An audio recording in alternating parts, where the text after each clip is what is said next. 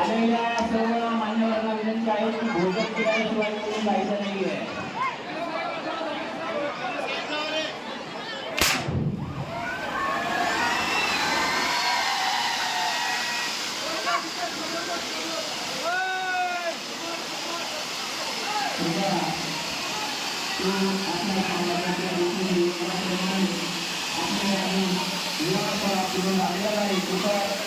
तो आपण थांबाय काम पुढे आणायचं आहे आणि आपल्या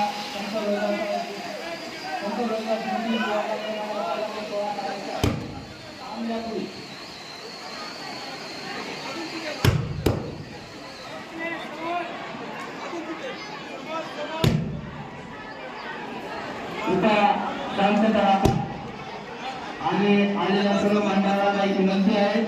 तुका भोजनाची व्यवस्था केलेली आहे. तुका आपण भोजनाचा आस्वाद घेतल्याशिवाय जाऊ नये.